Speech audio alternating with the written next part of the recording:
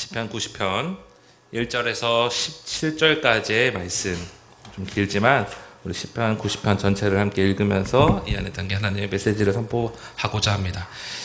1절에서 17절 말씀 한 절씩 교독하시겠습니다. 그리고 마지막 17절은 우리 한 목소리로 함께 읽어보겠습니다. 제가 먼저 1절 봉독하겠습니다. 주여, 주는 대대에 우리의 거처가 되셨나이다.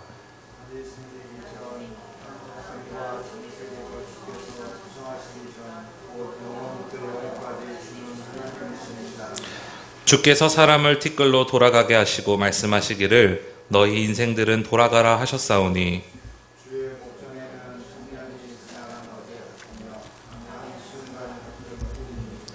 주께서 그들을 홍수처럼 쓸어가시나이다. 그들은 잠깐 자는 것 같으며 아침에 돋는 풀 같으니이다.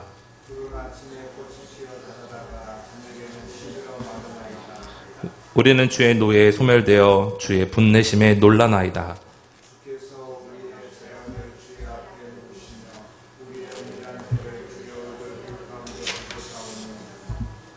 우리의 모든 날이 주의 분노 중에 지나가며 우리의 평생이 순식간에 다하였나이다.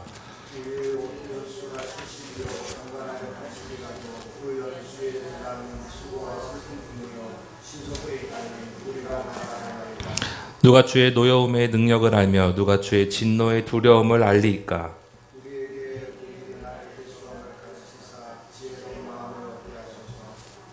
여호와여, 돌아오소서. 언제까지니이까? 주의 종들을 불쌍히 여기소서.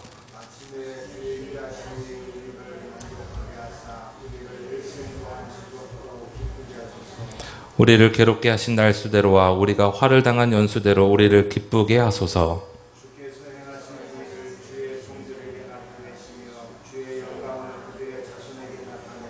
함께 읽겠습니다. 주 우리 하나님의 은총을 우리에게 내리게 하사 우리의 손이 행한 일을 우리에게 견고하게 하소서. 우리의 손이 행한 일을 견고하게 하소서. 아멘. 시편 90편 1절에서 17절 말씀을 가지고 아름다운 인생이라는 제목으로 말씀을 나누고자 합니다. 우리가 살아가는 세상에는 반드시 지켜야 할 기본 원칙들이 있습니다. 예를 들어 신호등에 빨간불이 들어오면 멈추고 또 초록불이 들어오면 움직여야 한다는 교통법규 같은 원칙입니다. 그 원칙을 무시하게 되면 사고가 나는 것처럼 우리의 신앙에도 반드시 지켜야 할 기초가 있습니다. 그것이 바로 창세기 1장 1절입니다. 태초에 하나님이 천지를 창조하시니라. 어렸을 때 수련회를 가면 밥을 먹기 위해서는 말씀을 외워야 했습니다. 그럼 2박 3일 중 한 끼 정도는 내가 외울 수 있는 말씀을 외워서 오라고 했습니다. 그러면 저는 당당하게 창세기 1장 1절을 외워서 갔습니다. 그것이 가장 빠르고 쉽게 먹을 수 있는 방법이기 때문입니다. 또 어린 시절 외우고 있는 말씀이 무엇이냐라고 저에게 물어보면 저는 주저없이 창세기 1장 1절이라고 이야기했습니다. 또 청소년 시절, 또 지금 이렇게 목회자 삶을 살아가는 가운데 말씀을 읽으면 또 성경 일독을 도전하면 가장 마음 편히 또 쉽게 읽을 수 있는 구절이 창세기 1장 1절입니다. 태초에 하나님이 천지를 창조하시니라. 그저 짧고 간단하기에 외웠고 또 계속해서 읊조렸던 이 말씀이 공부를 하면서 말씀을 준비하면서 이 삶을 살아가다 보니 이 창세기 1장 1절이 매우 중요하고 절대 가볍게 여겨서는 안 될 말씀이라는 것을 깨달았습니다. 왜냐하면 이 말씀을 믿지 못하게 된다면 말씀으로 천지를 만드신 그 하나님의 전지전능함을 제한하게 되는 것이고, 그러면 성경에 등장하는 수많은 사건들이나 기적들은 그저 신화로만 여겨질 수밖에 없기 때문입니다. 하나님이 태초에 천지를 창조하셨다라는 이 아주 짧고 간결한 이 말씀 한 구절이 이것이 믿음으로 시작되어야지 이후에 등장하는 모든 이야기들의 사건들의 이야기, 하나님의 그 능력을 우리는 믿을 수 있기 때문입니다. 하나님이 창조주시라는 이 믿음은 성경 전체를 여는 열쇠입니다. 이 믿음이 흔들리면 하나님의 말씀도 구원의 약속도 모든 신앙의 근거가 사라지게 되는 겁니다. 제가 첫째 하린이와 둘째 하온이를 신앙 안에서 교육할 때 가장 먼저 가르치는 것도 이것입니다. 이 세상의 창조주는 하나님이시다. 이 믿음이 없이는 성경을 바라볼 수도 없고 그 안에 수많은 진리들도 흐릿해질 수밖에 없습니다. 창세기 1장 1절이 하나님의 모든 것의 시작임을 선포한다면 오늘 함께 읽은 이 시편 90편은 그 하나님 앞에서 우리의 인생을 어떻게 살아야 하는지를 묻고 있습니다. 영원부터 영원까지 계신 창조주, 그 앞에서 길어야 70, 80분인 우리의 그 짧은 인생을 어떻게 하면 헛되이 보내지 않고 하나님 보시기에 참으로 아름다운 인생이 될 수 있는지를 우리에게 가르쳐주고 있습니다. 오늘 말씀을 통해서 우리의 이 아름다운 인생을 살아가는 세 가지 방법을 좀 살펴보려고 합니다. 먼저 첫 번째는 아름다운 인생을 살아가기 위해서는 우리 나의 한계를 인정해야 합니다. 시편 90편은 하나님의 사람 모세의 기도로 시작합니다. 모세는 광야에서 수많은 장례를 치른 사람입니다. 누이 미리암, 또 형 아론, 그리고 불순종으로 광야에서 생을 마감한 수많은 이스라엘 백성들, 그 모습을 지켜보면서 그는 인간이 얼마나 인생이 짧고 허무한지를, 그리고 하나님의 진도 앞에서 얼마나 무력한지를 뼈저리게 느꼈을 것입니다. 그래서 2절에는 이렇게 고백합니다. 산이 생기기 전, 땅과 세계도 주께서 조성하시기 전, 곧 영원부터 영원까지 주는 하나님이시니이다. 하나님은 영원 전부터 영원 후까지 계시지만 우리의 인생은 어떻습니까? 10절 말씀을 보면 이렇게 이야기합니다. 우리의 연수가 70이요 강건하면 80이라도 그 연수의 자랑은 수고와 슬픔뿐이요 신속히 가니 우리가 날아가나이다. 하나님의 시간과 우리의 시간을, 그 시간의 차이를 4절은 또 이렇게 이야기합니다. 주의 목전에는 천년이 지나간 어제 같으며 밤의 한순간 같을 뿐이니이다. 하나님의 관점에서 보면 우리의 평생은 한순간에 불과합니다. 100세 시대라고 말하는 오늘, 그렇게 우리가 아무리 열심히 노력하여 건강하게 살지라도 하나님의 관점에서 보면 우리의 삶은 그저 한순간 뿐입니다. 그래서 모세는 이렇게 기도합니다. 우리에게 우리날 계수함을 가르치사 지혜로운 마음을 얻게 하소서. 여기서 나를 계수하다라는 것은 단순히 수명을 계산하는 것이 아닙니다. 내 삶의 끝이 있음을 기억하고 오늘 하루를 하나님의 뜻에 맞게 살도록 나의 마음을 세우는 것입니다. 모세는 자신의 한계를 깊이 경험한 사람입니다. 출애굽기 2장을 보면 모세는 히브리 사람을 때리는 애굽 사람을 쳐 죽이는 사건이 나옵니다. 자신의 힘으로 히브리 사람을 구하려고 했으나 그것을 실패로 돌아갔고 이 일로 그는 광야로 도망하는 자가 됩니다. 그래서 40년을 미디안에서 보내게 됩니다. 광야에서도 그는 하나님의 말씀보다 자신의 감정을 내세웠습니다. 민수기 20장을 보면 하나님은 그에게 반석에게 명령하여 물을 내리라고 하셨지만 그는 화를 내며 지팡이로 반석을 2번 내려치게 됩니다. 결국 그 일로 하나님은 모세에게 가나안 땅을 멀리서는 보게 하셨지만 그 땅에는 들어가지 못하게 하셨습니다. 모세는 자신의 열정과 결심만으로는 하나님의 일을 온전히 이룰 수 없음을 깨달았습니다. 그래서 기도했습니다. 우리에게 우리날 계수함을 가르치사 지혜로운 마음을 얻게 하소서. 자신의 한계를 인정하고 하나님의 지혜를 구하는 것, 이것이 지혜로운 인생의 첫 걸음입니다. 내 뜻과 결심만으로는 인생을 바꿀 수 없습니다. 성령의 도우심 없이는 한 걸음도 바르게 걸을 수 없습니다. 아름다운 인생은 자기의 한계를 알고 하나님을 의지하는 인생입니다.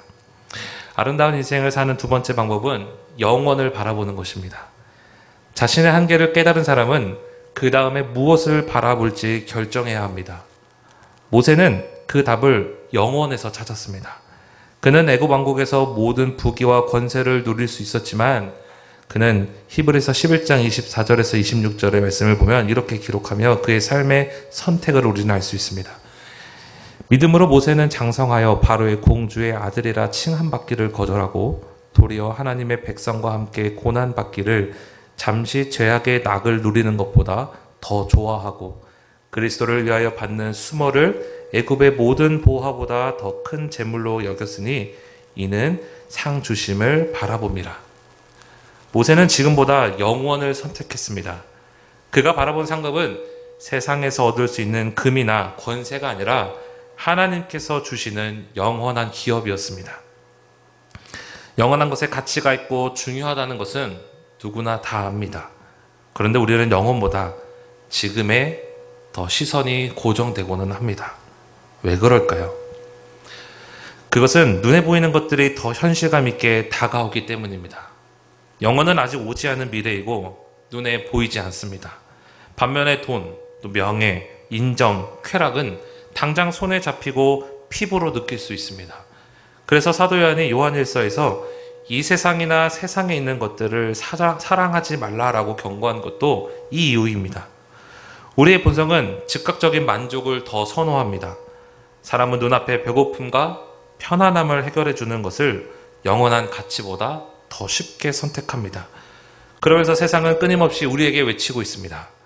지금 아니면 안 된다. 지금 잡아야 한다. 지금 누려야 한다라고 우리에게 속삭입니다. 학교에 있으면서도 저에게도 이런 속상임이 많이 있습니다. 7월 마지막 주에 이제 미랄 캠프라는 미자립 교회를 위한 수련회를 진행했습니다. 그래서 전국에 약 한 140명 아이들이, 초등부 아이들이 학교로 와서 1박 2일 동안 수련회를 했습니다. 또 그 전에는 120명의 청소년들이 2박 3일 동안 학교에서 수련회를 했습니다. 어린이 캠프라는 이 수련회는 6년 만에 하게 된 겁니다. 코로나 이후로 여러 가지 상황들 때문에 못하다가 6년 만에 어린이 캠프를 하게 되었고, 제가 그 자리에 설교자로 올라서게 되었습니다. 1박 2일 동안 말씀을 준비하고 말씀을 선포하는 가운데 저에게 하나님이 참 감사한 그 시간, 은혜를 덧입혀 주시는 시간도 있었지만, 말씀을 전하는데 제 안에 교만함도 조금씩 들어오기 시작했습니다.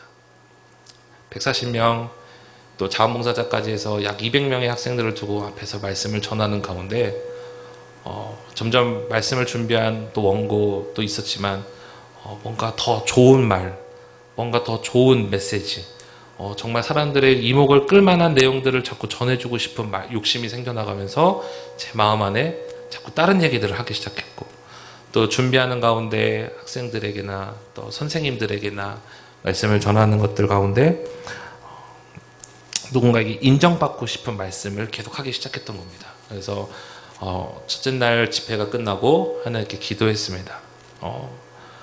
영원한 그 복음을 전하는 자리에 영원한 하나님을 소개하기보다 나를 소개하고 나의 입술을 주장하고 나의 말을 전하려는 그런 모습 속에서 너무 피부로 와닿고 눈에 보이는 그 현실을 마주하는 가운데 하나님보다 제 자신을 내어드리는 것을 더 부끄러워 여기며 하나님께 회개하며 기도했습니다.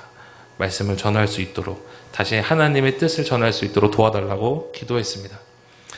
그래서 그런 건지는 모르겠으나 오히려 사람들의 피드백과 이 설문을 조사했을 때 첫째 날 저녁 집회보다 패배가 더 은혜로웠다는 말씀을 주면서 하나님이 다시 한번 저에게 눈에 보이는 어떠한 당장의 반응으로 보여지는 즉각적인 현실보다는 영원한 그 심겨워지는 일에 더 우리가 초점을 두고 살아가겠다라는 것을 생각해 보았습니다. 우리의 삶을 살아가다 보면 이런 현실을 마주합니다. 지금 아파트를 사야지. 지금 집을 사야지 된다. 너가 지금 승진하는데 더 목을 매야지. 너가 더 진급하는데 목을 매야지. 너가 지금 장학금을 받을 수 있다면 더 이것을 해야지라고 하면서 우리에게 수많은 유혹과 우리에게 제안을 하면서 우리를 선택하게 합니다. 그러면서 꼭 항상 그 반대편에는 물질과 명예와 권력보다는 꼭 하나님의 일들과 하나님의 시간들이 있음을 봅니다. 그때 여러분들 무엇을 선택하시겠습니까? 바라기로는 우리가 하나님의 때를 선택하고 하나님의 시간을 선택함으로 말미암아 우리의 인생이 아름다워야 될 줄을 믿습니다. 우리의 진정한 가치는, 우리의 진정한 복은 눈앞에 주는 현실과 돈이 아니라 영원한 말씀에 있음을 다시 한번 기억했으면 좋겠습니다. 우리가 이런 소리에 마음을 뺏기게 되면, 또 우리의 이런 현실에 선택을 하게 되면 우리에는 영원한 상급을 점점 쫓아갈 수 없게 되고, 우리의 눈앞에는 하나님의 영광보다는 우리의 심판과 우리의 죄악이 드러날 뿐입니다. 우리는 영원한 가치보다 지금의 가치를 더 쫓아갈 수밖에 없고, 그 끝은 결국 사망에 이르게 될 것입니다. 혹시 여러분들 마시멜로 실험이라고 아실지 모르겠습니다. 아마 유명한 실험이라도 아실지도 모르겠는데 아주 간단한 실험입니다. 아이에게 마시멜로 하나를 주면서 선생님이 다시 돌아올 때까지 먹지 않고 기다리면 하나 더 주겠다는 실험입니다.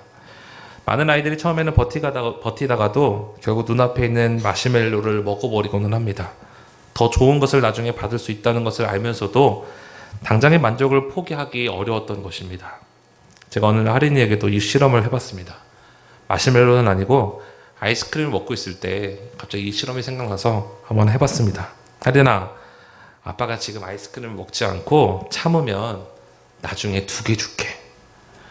저는 그렇게 말하면 할인이가 응, 아니면 아니야, 싫어 라고 할 줄 알았습니다. 그리고 먹어버리거나 기다릴 줄 알았습니다. 그런데 할인이가 이렇게 말했습니다. 지금 아이스크림이 녹아버리면 어떡해요? 순간 한 말을 잃은 저는 그저 그냥 웃기만 했고 그 말이 맞는 것 같아서 아이스크림을 먹었습니다. 그런데 말씀을 준비하면서 이 상황이 다시금 떠올랐습니다. 어쩌면 이 모습이 우리의 모습과 너무 닮은 것 같다는 생각이 들었습니다. 영원한 상급이 더 크고 좋은 것을 알면서도 나중은 너무 멀고 지금 눈앞에 있는 걸 잃으면 손해라는 마음 때문에 영혼보다 현재를 선택하는 것 같다라고 생각했습니다. 물론 영적인 선택은 단순한 자기 통제나 보상이 아닙니다. 우리가 영혼을 바라보며 지금의 만족을 내려놓는 이유는 단순히 더 좋은 걸 받기 위해서가 아니라 그 약속을 주신 하나님을 믿기 때문입니다. 그분의 약속이 반드시 이루어진다는 신뢰가 현재의 유혹을 이길 힘이 되는 것입니다. 그래서 시편 90편 20절 이렇게 고백합니다.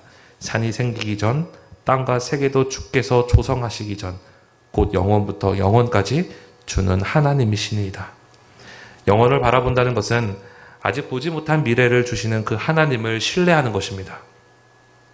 이 믿음이 있을 때 우리는 눈앞에 달콤한 유혹을 이기고 또 영원한 기쁨을 선택할 수 있습니다. 아름다운 인생은 눈앞의 현실이 아니라 영원한 상급을 바라보며 사는 인생입니다. 마지막 3번째는 하나님의 인자하심을 붙드는 것이 아름다운 인생을 사는 법입니다. 영혼을 바라본다고 해서 현실의 문제들이 사라지는 것은 아닙니다. 우리는 여전히 오늘도 어려움에 살고 때로는 지치고 흔들립니다. 그래서 하나님은 우리에게 그날만을 바라보자고 하시지 않고 오늘도 견디게 할 수 있는 힘도 함께 주십니다. 그 힘이 바로 주의 인자하심입니다. 오늘 우리가 읽은 본문 14절은 이렇게 기록합니다. 아침에 주의 인자하심이 우리를 만족하게 하사 우리를 일생 동안 즐겁고 기쁘게 하소서. 여기서 인자하심은 히브리어로 헤세드라고 합니다. 이 헤세드는 여러 가지 뜻이 있지만 하나님의 사랑, 또 그 중에 변함없는 사랑, 또 언약의 신실하신 사랑을 뜻하고 있습니다. 이 사랑은 상황과 조건에 따라 변하지 않습니다. 이스라엘 백성들이 순종할 때나 불순종할 때나 또 광야에서 풍족할 때나 굶주릴 때나 하나님은 그들을 떠나지 않으셨습니다. 이스라엘 백성은 광야에서 만나를 하루치씩만 받았습니다. 많이 거둔 자도 남지 않았고 적게 거둔 자도 부족하지 않았습니다. 하나님은 매일 필요한 만큼만 주셨습니다. 하나님은 왜 이스라엘 백성들에게 하루의 분량만 주셨을까요? 이것은 그들이 이 시간을 통해 날마다 하나님을 의지하는 법을 훈련시키기 위함이었습니다. 그러나 하나님의 말씀을 신뢰하지 않고 만나를 쌓아둔 사람에게는 어떻게 하셨나요? 그 만나에는 벌레가 생기고 썩어버리게 하셨습니다. 하나님은 만나를 통해 이스라엘 백성들에게 이렇게 말씀하시는 것 같습니다. 내 사랑은 오늘도 충분하다. 내일 필요한 은혜를 내일 줄 것이다. 사랑하는 하늘좋은 교회 성도 여러분, 우리 안에 채워지는 이 영혼의 양식은 내가 원하는 대로 쌓아둘 수 있는 것이 아닙니다. 오늘의 은혜는 오늘 받아야 합니다. 내일의 은혜를 내일 아침에 새롭게 주어주시기 때문입니다. 그래서 시인은 아침에 주의 인자심이 우리를 만족하게 하사라고 기도한 것입니다. 혹시 지금 광야 같은 시간을 보내고 계신 분이 계십니까? 모든 것이 부족해 보이고 길이 보이지 않는 시간을 보내시는 분이 계십니까? 그렇다면 바로 그 시간이 하나님의 인자하심을 가장 깊이 경험할 수 있는 시간입니다. 그분의 사랑은 상황에 따라 줄어들지 않고 오히려 광야에서 더 크게 드러나는 사랑입니다. 아름다운 인생은 나의 한계를 인정하고 영원을 바라보며 하나님의 인자하심을 붙드는 인생입니다. 풀과 같이 사라질 우리의 인생에도 하나님은 영원을 준비하게 하시고 오늘을 버틸 수 있는 사랑을 주십니다. 그 사랑이 오늘도 우리를 붙들고 기쁘게 하십니다. 그러므로 오늘 이렇게 선포하기를 소망합니다. 주님, 제 날을 세워주시옵소서. 주님, 영원을 바라보게 하여 주시옵소서. 주님, 아침마다 주의 인자하심으로 제 삶을 채워주시옵소서. 이렇게 사는 우리의 인생이 하나님 앞에서 참으로 아름다운 인생이 될 줄 믿습니다. 그러므로 우리는 오늘 하루하루를 허투루 보내지 말고 주께서 맡기신 작은 일에도 충성하며 살아가야 합니다. 세상에 부귀영화는 금세 시들고 사라지지만 주님 앞에 드린 충성과 헌신은 영원히 기억되기 때문입니다. 우리가 드리는 작은 기도, 작은 봉사, 작은 사랑의 손길조차도 하늘의 보화로 쌓이게 됩니다. 사랑하는 하늘좋은교회 성도 여러분, 눈앞의 순간이 아니라 영원한 주님의 나라를 보시기 바랍니다. 내 힘과 의지가 아니라 주님의 인자하심을 바라보기를 소망합니다. 그래야 할 때 우리의 인생은 주님이 보시기에 참으로 아름다운 인생이 될 것입니다. 성경은 계속해서 이렇게 말합니다. 주께서 행하신 일을 주의 종들에게 나타나시며 주의 영광을 그들의 자손에게 나타내소서. 아름다운 인생은 나 하나로만 끝나지 않습니다. 하나님이 지금 우리 교회와 가정에서 하시는 일이 드러나고 그 영광이 자녀 세대에 이어질 때 하나님 보시기에 참으로 아름다운 인생이 되는 것입니다. 또 모세는 계속해서 이렇게 기도합니다. 주 우리 하나님의 은총을 우리에게 내리게 하사 우리의 손이 행한 일을 우리에게 견고하게 하소서. 우리의 손이 행한 일을 견고하게 하소서. 하나님의 은총이 우리에게 임할 때 우리의 일상은 헛되지 않습니다. 직장에서의 수고, 가정에서의 섬김, 교회에서 봉사가 주께서 세워주시는 일이 됩니다. 그러므로 우리는 교회 위에 은총을 더하시고 우리의 손의 일을 오늘도 견고케 해달라고, 그리고 그 은혜가 우리의 자녀와 다음 세대에 이어지게 해달라고 기도해야 합니다. 주님의 은총을 힘입어 오늘을 살아내시기를 소망합니다. 그 은총은 우리의 삶을 아름답게 할 뿐 아니라 교회와 가정을 견고히 세우고 자녀 세대에게까지 영광으로 이어집니다. 이 은총을 붙잡고 영원한 그 주님의 즐거움에 참여하는 아름다운 인생이 되기를 주님의 이름으로 간절히 축복합니다.